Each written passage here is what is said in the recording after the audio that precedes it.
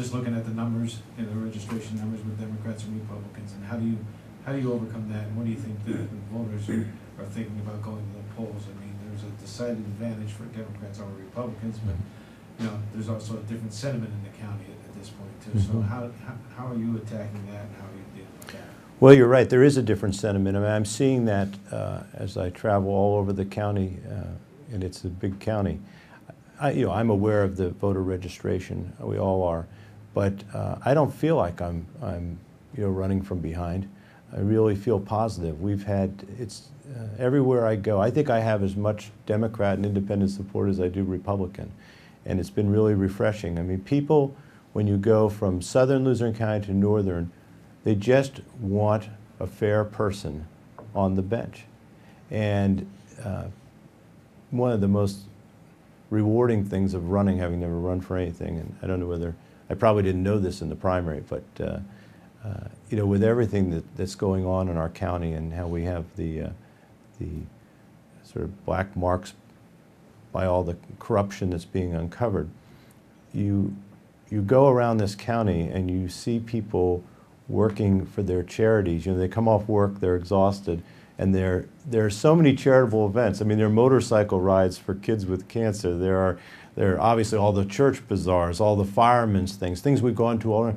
And it really makes you feel good to know that we really are talking about a small portion of people who obviously felt that they had some entitlement or that didn't know the difference between right or wrong. But this is still the same great county we've all chosen to live in and raise our children in, and nothing shows you that more than campaigning across the county.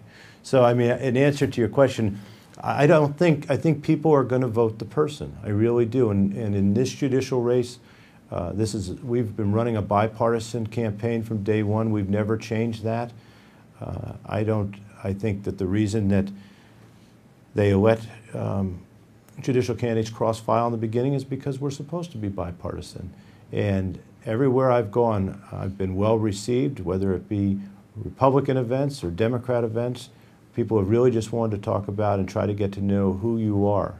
And so I think I'm very positive about the campaign, positive about the whole process, what's going on, and I believe we'll be successful come November 3rd, which happens to be my wife's birthday, too. Other questions from the group before we... I didn't want to talk about the campaign too much, but I had to talk about one tactical question. Polka party with Stanky and the coal miners? You can't be unhappy in polka. That's what I've learned. We had one in March, and it was really fun. I had not polkaed. I practiced a little before it. Someone came out and asked me a woman came and asked me to polka, and I did okay with her. And then Dottie Stankovic cut in, and it was like going to the varsity. I kind of made my way around the floor. So we're doing another one, and that'll be coming up on the Thursday before the election at Gianetti's. You're all welcome to come and try your hand at polking. But it is great music. The public television audience there. It was a great audience. I mean, people. It's really true. Go to a polka event, and you have to smile. I mean, there's not one unhappy thing about a polka song. We just, So we had a good time with that.